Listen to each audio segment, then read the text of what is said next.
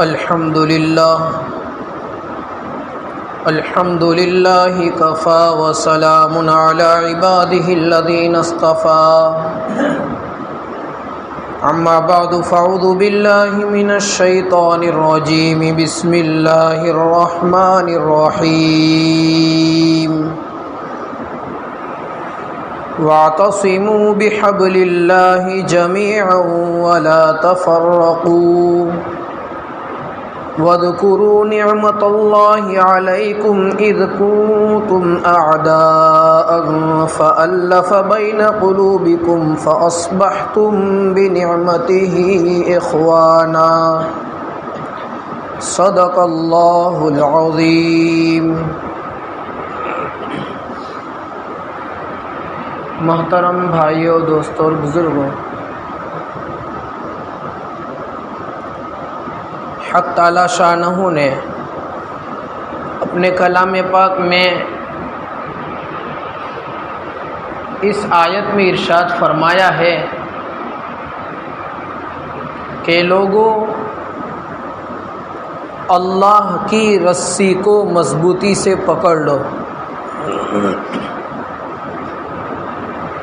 اور آپس میں جھگڑے اور اختلاف نہ کرو۔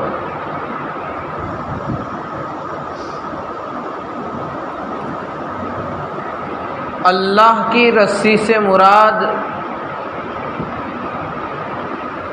ہے تو قرآن شریف، لیکن مقصد یہ ہے کہ اللہ تعالی ہمیں یہ سبق دیتے ہیں کہ لوگوں، تم آپس میں ایک ہو جاؤ۔ اللہ کے نبی صلی اللہ علیہ وسلم کی تعلیمات کو اٹھائیں۔ آپ علیہ الصلاۃ والسلام نے ایک جگہ پر ارشاد فرمایا، المسلم اخو المسلم، ایک مسلمان دوسرے مسلمان کا بھائی ہے۔ ایک دوسری جگہ پر اللہ کے رسول صلی اللہ علیہ وسلم نے ارشاد فرمایا، اللہ کی قسم، وہ شخص مومن نہیں جس کا پڑوسی اس کی تکلیفوں سے، ان کی زبان کی تکلیفوں سے اور ہاتھ کی تکلیفوں سے محفوظ نہ ہو۔ ایک جگہ پر اللہ کے رسول نے فرمایا، مسلمان آپس میں محبت کرنے میں اور بھائی چارے میں ایک جسم کی طرح ہے۔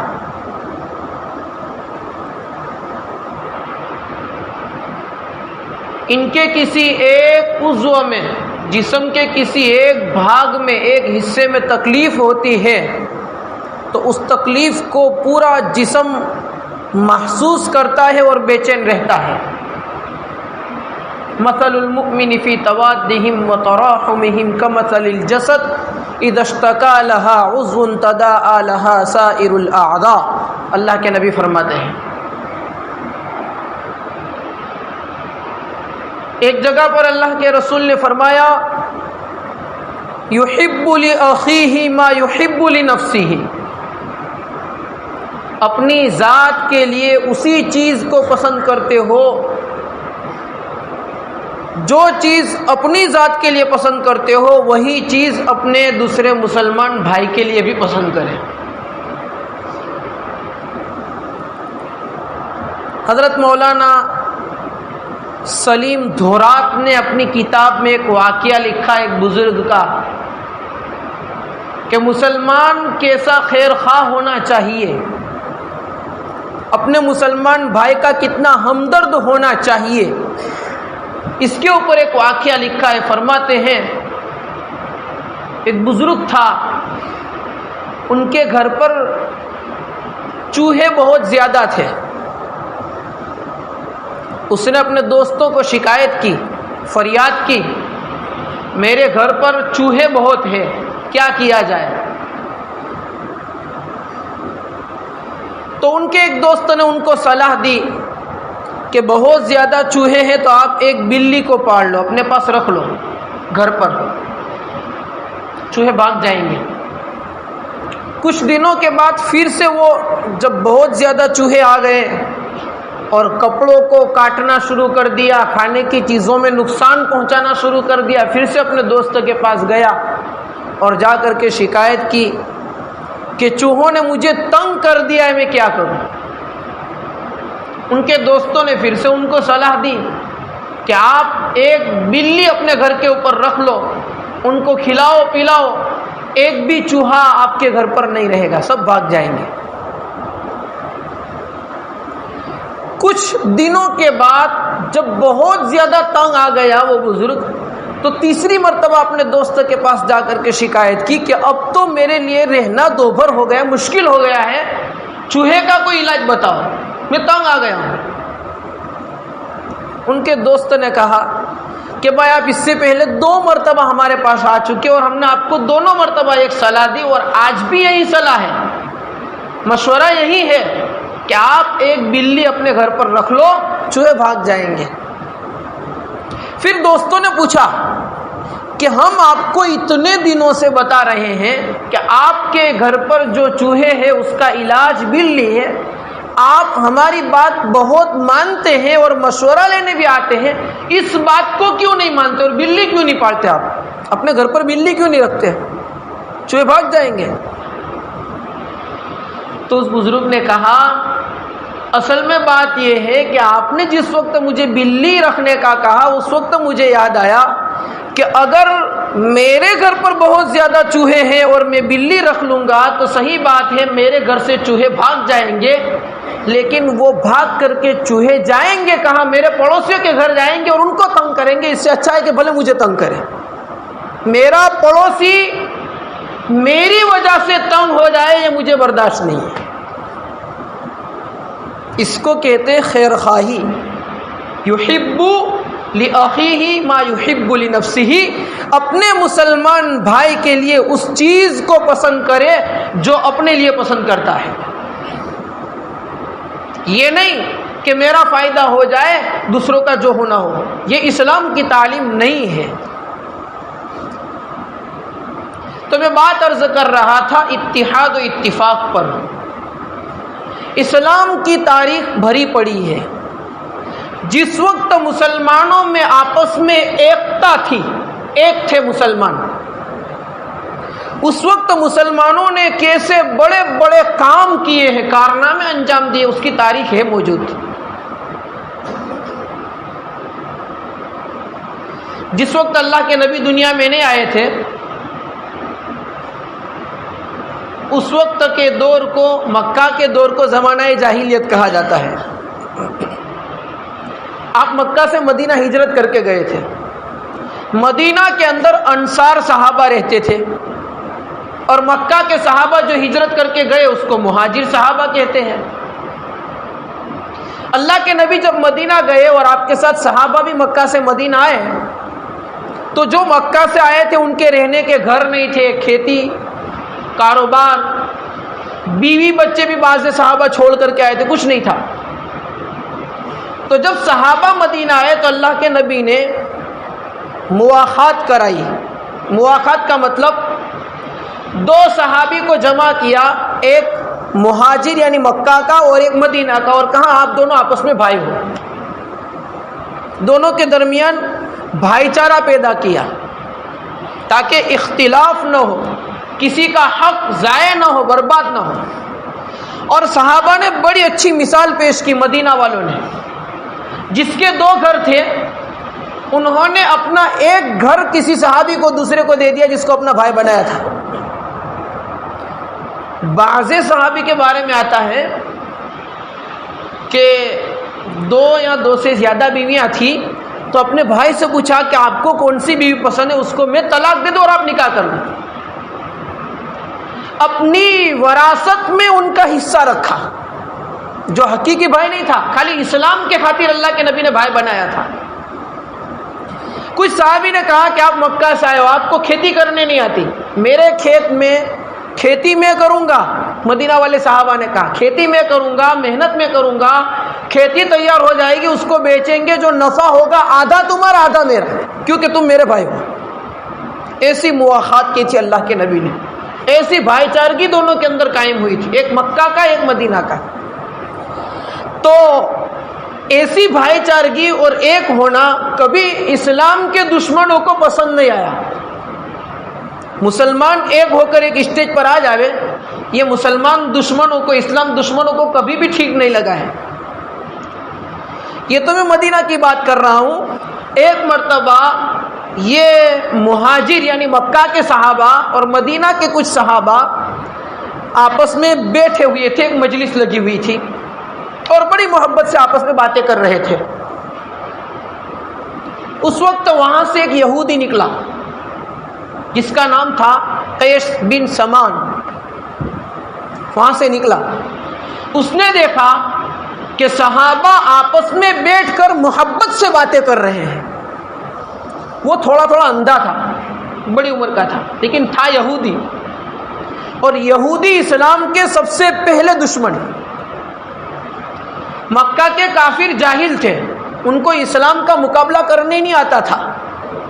وہ صلاح لینے جاتے تھے یہودیوں کی کہ کیسے محمد کا مقابلہ کریں، اور یہودی اس زمانے میں ان کو مشورہ دیتے تھے کہ محمد اور ان کے ساتھیوں کو ایسے زیر کرو، ایسے ہراؤ.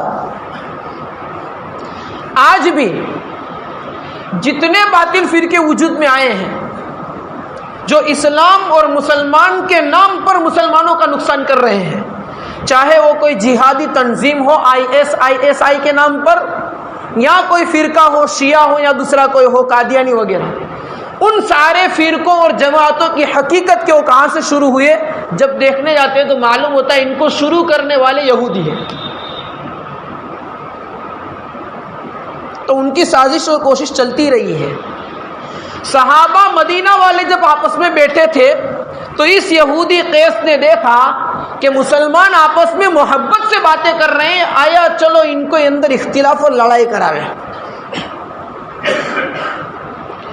وہ خود گیا یا اپنا آدمی بھیجا وہاں پر، اور مدینہ والوں کے پاس جا کر کے بات کی. اس مجلس میں بیٹھ گیا، باتوں باتوں کے اندر اس نے ایک پرانے زمانے کی لڑائی کی بات نکالی. اللہ کے نبی جس وقت مدینہ گئے اس وقت مدینہ میں دو بڑے قبیلوں اور خاندانوں کے درمیان ایک لڑائی چلتی تھی جس کو جنگ بعاث کہا جاتا ہے. خزرج اور اوس دو خاندان تھے. ان دو خاندان کے درمیان 120 سال سے لڑائی چلتی تھی. اور لڑائی چلنے کی وجہ کیا تھی؟ ایک شہد بیچنے والا، مد بیچنے والا مد بیچنے کے لیے گیا تھا ایک خاندان کا. اس کے مد کا ایک قطرہ زمین پر گرا اور اس پر مکھی آئی، اور مکھی کے اوپر چھپکلی نے حملہ کیا، چھپکلی کے اوپر بلی نے حملہ کیا، اور بلی کے اوپر کتے نے حملہ کیا تھا. کتا اور بلی دونوں آپس میں ایک دوسرے فریق کے تھے، دونوں ایک آدمی کے نہیں تھے. اس لیے آپس میں کتے اور بلی والے کی لڑائی ہو گئی، اور یہ لڑائی آگے بڑھتے بڑھتے 120 سال تک یہ اوس اور خزرج ان دو خاندانوں کے درمیان لڑائی چلی تھی. 120 سال تک. مرنے والا مرتے وقت وصیت کر جاتا تھا کہ تو اس فلاں خاندان والوں سے اپنی لڑائی کا بدلہ لے لینا. باپ اپنے بیٹے کو وصیت کرتا تھا. ایسے حالات میں اللہ کے نبی مدینہ گئے اور ان اوس اور خزرج والوں کو ایک کر کے آپس میں بھائی بھائی بنا دیا تھا اور لڑائی ختم کرا دی تھی. یہودی کو یہ برداشت نہیں تھا، اس لیے اس نے اس مجلس میں جا کر پہلے باتیں کی اور پھر آپس میں وہ جنگ یاد دلائی کہ اس کے باپ کو اس نے گھر میں گھس کر ایسے مارا تھا، اس کے دادا کو اس نے ایسے مارا تھا اس لڑائی کے اندر. تو مسلمانوں نے بھی ان باتوں کے اندر آ کر کے آپس میں صحابہ میں وہ جنگ کی باتیں شروع ہو گئے، تھوڑا تھوڑا ٹکراؤ شروع ہو گیا. قریب تھا کہ وہ اختلاف بڑھ جائے. اللہ تعالیٰ نے حضرت جبرائیل کو اللہ کے رسول کے پاس بھیجا اور اطلاع دی کہ وہاں فلاں مجلس کے اندر ایسا ہو رہا ہے. اللہ کے رسول صلی اللہ علیہ وسلم وہاں پر گئے اور اس وقت یہ آیت اتری تھی جو آیت میں نے خطبے میں پڑھی، وَاعْتَصِمُوا بِحَبْلِ اللَّهِ جَمِيعًا، اے مسلمانوں آپس میں ایک ہو جاؤ، وَلَا تَفَرَّقُوا، جھگڑا کر کے آپس میں دشمنی کر کے الگ الگ نہ رہو. وَاذْكُرُوا نِعْمَةَ اللَّهِ عَلَيْكُمْ إِذْ كُنْتُمْ أَعْدَاءً، جب تم دشمن تھے اس وقت کو تم یاد کرو، اور آج اللہ نے تم پر جو انعام کیا ہے آپس میں محبتوں کے ذریعے سے اس کو یاد کرو. فَأَلَّفَ بَيْنَ قُلُوبِكُمْ، فَأَصْبَحْتُمْ بِنِعْمَتِهِ إِخْوَانًا، اللہ نے تمہارے دل ایسے ملا دیے کہ تم اللہ کی نعمت کی وجہ سے آپس میں بھائی بھائی بن گئے ہو۔ اس پرانی یادوں کو چھوڑ دو۔ اس آیت کے اندر آج بھی ہمارے لیے سبق ہے کہ جب وہ ایک ہوئے تھے تو جنگ کے میدان میں بدر کے اندر صرف 313 تھے، لیکن ایک سوچ تھی، ایک فکر تھی، اور سب کے آپس میں دل ایک تھے، تو انہوں نے 1000 کے لڑنے والے لشکر کو، یہ لڑنے نہیں گئے تھے مسلمان، وہ لڑنے آئے تھے، یہ ہتھیار لے کر نہیں گئے تھے، وہاں سے دشمن ہتھیار لے کر آئے تھے، لڑنے والوں کو یہ راستہ روکنے والوں نے بغیر تلواروں کے، بغیر تیروں کے ہرا دیا تھا۔ ایک تھے تو چونکہ الیکشن کا زمانہ ہے اس لیے میں یہ موضوع لے کر آیا ہوں۔ حضرت خالد ابن الولید سریہ موتا، سامنے کافروں کی 1,00,000 کی فوج تھی، اللہ کے نبی نے 10,000 صحابہ کا لشکر بھیجا تھا اور یہ حکم دے دیا تھا عبداللہ ابن رواحہ شہید ہو جاوے تو زید ابن حارثہ کو امیر بنایا جاوے، وہ شہید ہو جاوے تو جعفر ابن ابی طالب کو امیر بنایا جاوے، اور وہ شہید ہو جائے تو مسلمان جس کو چاہے امیر بنا لے۔ مطلب معلوم تھا کہ 3 بڑے بڑے جرنیل اور لشکر کے سردار اس جنگ میں شہید ہو جائیں گے۔ جب تیسرے سردار بھی شہید ہو گئے تو مسلمانوں نے آپس میں مشورہ کر کے حضرت خالد ابن الولید کو امیر بنایا تھا۔ خالد ابن الولید نے سب سے پہلا کام امیر بننے کے بعد، ظہر کے ٹائم میں امیر بنے تھے خالد ابن الولید، سب سے پہلا کام یہ کیا کہ لشکر کے 5 ٹکڑے ہوتے ہیں، پہلے جو جنگیں چلتی تھی اس کے 5 ٹکڑے ہوتے تھے، مقدمہ، میمنہ، میسرہ، قلب اور ساکہ، یہ 5 نام ہے، ایک دائیں طرف، ایک بائیں طرف، ایک آگے، ایک بیچ میں اور ایک پیچھے، یہ 5 ٹکڑے ہوتے تھے۔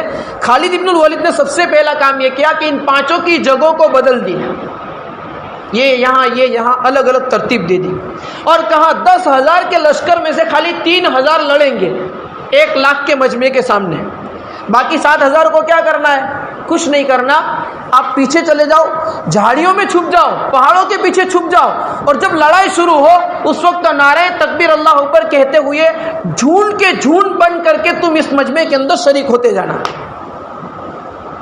یہ خالد ابن الولید نے ترتیب بنائی۔ اب 1,00,000 کا لشکر ہے، مسلمانوں کی جنگ چل رہی ہے، آپس میں لڑائی چل رہی ہے، اور مسلمانوں کے جھونڈ کے جھونڈ پیچھے سے آنے شروع ہوئے، تو وہ لوگ یوں سمجھے، غیر تھے جو دشمن تھے، وہ یوں سمجھے کہ ان لوگوں کی طاقت تو بڑھتی جاتی، پیچھے سے لشکر آتا ہی جاتا ہے، اس طرح خالی خوف سے، نعرے تکبیر کے نعروں کے خوف سے میدان چھوڑ کر 1,00,000 کا مجمع بھاگ گیا تھا۔ یہ مسلمانوں کی جنگیں تھی، اس طریقے سے مسلمانوں نے میدان کارزار کو فتح کیا تھا۔ ایسے دل ایک ہوتے تھے کہ اللہ تعالیٰ نے جب صحابہ کی صفت بیان کرنی تھی تو قرآن میں بیان کیا محمد الرسول اللہ، محمد اللہ کے رسول ہے، والذین معہ اشداء علی الکفار، اور جو محمد کے ساتھی ہے وہ کافروں کے معاملے میں تو بڑے سخت ہے، رحماء بینہم، لیکن مسلمان کا آپس کا معاملہ آتا ہے تو اندر بڑے رحم دل ہے، نرم دل ہے۔ یہ اللہ تعالیٰ نے صحابہ کی صفت بیان کی، وہ مسلمان آپس میں نرم دل تھے، ان کے دل ایک تھے، تو اللہ نے ان کو ترقی دی، اور ترقی ہوتے ہوتے کچھ ہی سالوں میں پوری دنیا کے اوپر حکومت ہو گئی، کچھ ہی سالوں میں، کچھ نہیں تھا، بدأ الاسلام غریبا، اللہ کے نبی فرماتے ہیں اسلام شروع ہوا کچھ نہیں تھا، لیکن ترقی ہوتے ہوتے پوری دنیا کے اوپر حکومت کر لی۔ پھر جب مسلمانوں میں آپس میں اختلاف ہوا تو خلافت عثمانیہ ختم ہو گئی، آپسی مسلمان کے اختلاف کی وجہ سے۔ ہلاکو خان کی فوج کبھی بغداد میں مسلط ہوتی ہے، تاتاریوں کی فوج کبھی اسپین میں مسلط ہوتی ہے، کبھی اسپین کی حکومت ختم ہوتی ہے، کبھی مکۃ المکرمہ اور مدینۃ المنورہ حرمین شریفین کے اوپر ترکیوں کی حکومت مسلمانوں کے آپسی اختلاف کی وجہ سے ختم ہوئی تھی۔ ابھی 20ویں صدی میں 100 سال پہلے کی بات کر رہا ہوں، زیادہ نہیں، ختم ہو گئی حکومتیں آپسی اختلاف کی وجہ سے۔ اس لیے بھائیوں، ہم جس ملک میں رہتے ہیں، جس جگہ کے اوپر رہتے ہیں، ہمارا یہ ملک لوک شاہی دیش ہے۔ لوک شاہی کا مطلب کیا ہوتا ہے ہم سبھی جانتے ہیں۔ لوک شاہی یہ اسلام کی آئیڈیالوجی نہیں ہے۔ اسلام لوک شاہی کو یوں سمجھو کہ فالو نہیں کرتا۔ کیوں؟ اسلام کا قانون تو یہ ہے کہ رائے اس سے لی جائے جو ہوشیار ہو، رائے اس سے لی جائے، مشورہ اس سے لیا جائے جو ہوشیار ہو، چاہے عورت ہو۔ ایسا نہیں کہ عورت سے مشورہ نہیں لینے کا، اللہ کے نبی نے اپنی بیویوں سے مشورہ لیا ہے، اور صلح حدیبیہ کے موقع پر اللہ کے نبی صلی اللہ علیہ وسلم احرام باندھ کر صحابہ کا قافلہ لے کر کے حرم شریف میں عمرہ کرنے جانا چاہتے تھے، کافروں نے روک دیا تھا، دشمنوں نے۔ اس وقت تو ایک دم صحابہ جذبات میں آ گئے تھے، بہت غصے تھے، بہت جذبات میں آ گئے تھے۔ ایسے وقت میں صحابہ تیار نہیں تھے کہ ہم احرام چھوڑ کر کے یہیں سے عمرہ کیے بغیر واپس چلے جائیں، جنگ کرنی پڑے تو کریں گے، باقی عمرہ تو کرنا ہے۔ یہ جذبات تھے صحابہ کے۔ اس وقت اللہ کے نبی نے دیکھا کہ ہمارے صحابہ کے جذبات بہت بلند ہیں، ابھی بات ٹھنڈی ہو سکے ایسا نہیں ہے، تو آپ نے اپنی بیویوں سے مشورہ لیا۔ تو اللہ کے نبی کی بیوی ساتھی حضرت ام سلمہ نے مشورہ دیا کہ یا نبی اللہ ایک کام کرو، آپ سب سے پہلے اپنا احرام چھوڑ کر کے حلق کرا دو، تو آپ کو دیکھ کر صحابہ مان جائیں گے۔ آپ نے اپنی بیوی، ایک عورت تھی، مرد نہیں تھا، مجاہد نہیں تھا، لشکر کا امیر نہیں تھا، ایک عورت تھی بیوی، اپنی بیوی کی بات مان کر کے اپنا احرام اتار دیا اور حلق کرا دیا۔ اللہ کے نبی کا احرام اترا ہوا دیکھ کر کے صحابہ نے اپنے جذبات کو ایسے ٹھنڈا کر دیا کہ بس جس کا تذکرہ کوئی کر نہیں سکتا کہ کیسے صحابہ کے جذبات بلند تھے کہ جنگ کرنے باقی عمرہ کرنا ہے، اور اللہ کے نبی کا احرام اترا ہوا دیکھ کر کے کیسے ٹھنڈے ہو گئے کہ نبی کی اتباع تو کسی حال میں بھی کرنی ہے۔ یہ اتنی بڑی جنگ اور حالات ایک عورت کی رائے سے رکے تھے۔ تو مشورہ لینا ہے، لیکن اسلام کہتا ہے کہ صاحب رائے جو ہوشیار ہو اس سے مشورہ لیا جائے۔ اور لوک شاہی کا مطلب تو یہ ہوتا ہے، لوک شاہی کا مطلب تو یہ ہوتا ہے کہ 100 گانڈے پاگل ایک طرف اور 99 ہوشیار، 99 100 میں ایک کم ایک طرف، ہوشیار 99 مل کر کسی ایک آدمی کو ووٹ دے اور 100 گانڈے مل کر کسی ایک آدمی کو ووٹ دے تو 100 گانڈے جیت جائیں گے اور 99 ہوشیار ہار جائیں گے۔ یہ لوک شاہی، یہ فرق ہے اسلام کی آئیڈیالوجی میں اور لوک شاہی میں۔ البتہ ہم جس ملک میں رہتے ہیں اس ملک کے قوانین کو فالو کرنا، ماننا، یہ ہماری اپنی ذمہ داری ہے اور اسلام کی تعلیم ہے۔ چونکہ آئندہ جمعہ کا وقت باقی ہے، ووٹ کی شرعی حیثیت کیا ہے یہ میں انشاءاللہ آئندہ جمعہ کو بتاؤں گا۔ البتہ ابھی ہمیں یہ کام کرنا ہے کہ ووٹ یہ ایک گواہی ہے، اور گواہی دینے کے اوپر کبھی کسی سے پیسے لینا یہ شریعت میں اجازت نہیں ہے۔ اس لیے الیکشن کے نام پر کہیں سے کوئی روپیے کی مدد ملتی ہو، یا کوئی کھانا کھلایا جاتا ہو، یا کوئی پارٹی میں کھڑے رہنے والے کی طرف سے کچھ دیا جاتا ہو، تو شرعی اعتبار سے اس مال کو ہم اپنے پاس نہیں لے سکتے، نہیں کھا سکتے، یہ منع ہے۔ یہ ایک مسئلہ میں آپ کے سامنے خالی بتا دیتا ہوں۔ دوسری بات یہ کہ پورا بیان میں نے اسی کے اوپر کیا کہ ہمیں ایک ہو کر کے کچھ کرنے کی ضرورت ہے۔ آپس میں تفرقہ بازی سے، اختلاف سے ہم کچھ نہیں کر سکتے۔ اختلاف اور تفرقے کی وجہ سے آج ہم اس حد تک پہنچ چکے ہیں کہ ہم اپنا وجود بچانے میں مشکل سے کھڑے ہیں۔ ایک وقت تھا کہ ہماری قیادت تھی، آج ہم اپنا وجود بچانے کے لیے مشکل سے کھڑے ہیں۔ اس لیے ہمیں کیا کرنا چاہیے؟ ہمارے وہ علماء کرام جو اس سیاست کے میدان میں سرگرم ہیں اور جن کو ہر رات دین کی اونچ نیچ معلوم ہے کہ کورٹوں میں کیا ہوتا ہے، پارلیمنٹ میں کیا ہوتا ہے، اور میدانوں میں کیا ہوتا ہے، آفس سرکاری میں کیا ہوتا ہے اور پرائیویٹ میں کیا ہوتا ہے، یہ ساری باتیں ہمارے اپنے علماء کو معلوم ہے۔ ان کی جو سوچ ہے اور ان کا جو کہنا ہے اسی کے پیچھے چلنا، یہ ہمیں اسلام کی تعلیم دی گئی ہے۔ فَاسْأَلُوا أَهْلَ الذِّكْرِ إِن كُنتُمْ لَا تَعْلَمُونَ، اگر تمہیں معلوم نہیں ہے تو جس کو معلوم ہے اس لائن کا علم، علماء، ان کی بات مانو اور ان سے پوچھو۔ اس لیے انشاءاللہ آئندہ جمعہ ہمارے پاس پورا باقی ہے. کبھی کچھ جماعتیں ایسی ہوتی ہے کہ جس کی پوری باتوں سے ہم متفق نہیں ہوتے، لیکن کبھی ان کا سپورٹ کرنا ہماری اپنی مجبوریاں ہوتی ہے، تو اس میں ہمیں اپنے ذاتی فائدوں کو چھوڑ کر بھی سپورٹ کرنا پڑتا ہے. یہ حالات ہے. انشاءاللہ آئندہ جمعہ کو اسی ووٹنگ کے متعلق کچھ باتیں بتاؤں گا. اللہ تعالی ہم تمام کو ان کہی ہوئی باتوں کے اوپر عمل کرنے کی توفیق عطا فرمائے اور ہم مسلمانوں کو آپس میں ایک بنا دے.